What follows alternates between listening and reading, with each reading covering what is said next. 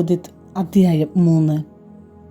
അവർ ദൂതന്മാരെ അയച്ച് സമാധാനത്തിന് അപേക്ഷിച്ചു. ഇതാ, നെബൂഖദ്നേസർ മഹാരാജാവിൻ്റെ ദാസന്മാരായ ഞങ്ങൾ അങ്ങയുടെ മുൻപിൽ സാഷ്ടാംഗം നമസ്കരിക്കുന്നു. അങ്ങേക്കിഷ്ടമുള്ളത് ഞങ്ങളോട് ചെയ്തു കൊള്ളുക.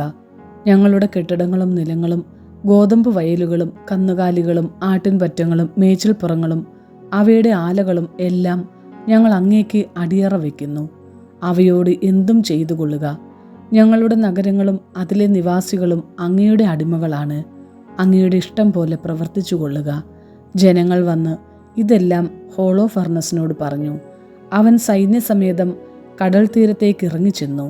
മലമുകളിലെ നഗരങ്ങളിൽ സൈനിക താവളങ്ങൾ സ്ഥാപിക്കുകയും അവരിൽ നിന്നും സമർത്ഥരായ ആളുകളെ തന്നെ സഹായിക്കാൻ നിയോഗിക്കുകയും ചെയ്തു. ഇവരും സമീപ പ്രദേശങ്ങളിലെ ജനങ്ങളും അവനെ മാലയിട്ട് നൃത്തവാദ്യങ്ങളോടെ സ്വീകരിച്ചു. അവൻ അവരുടെ ആരാധനാ മന്ദിരങ്ങൾ തട്ടിത്തകർത്തു. അവരുടെ വിശുദ്ധമായ ഉപവനങ്ങൾ വെട്ടിക്കളഞ്ഞു.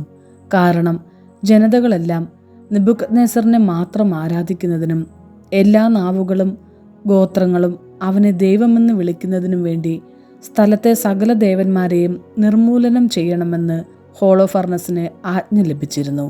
അനന്തരം അവൻ ദോഥാന് സമീപം ഉന്നതമായ യൂദാ പർവ്വതനിരയ്ക്ക് അഭിമുഖമായി സ്ഥിതി ചെയ്യുന്ന എസ്ത്രായേലോണിൻ്റെ അതിർത്തിയിലെത്തി. അവൻ ഇവിടെ ഗേബായ്ക്കും സ്കിത്തോപോളീസിനും മധ്യേ പാളയമടിച്ചു. സൈന്യത്തിന് ആവശ്യമായ വിഭവങ്ങൾ ശേഖരിക്കാൻ 1 മാസം മുഴുവൻ അവിടെ താമസിച്ചു.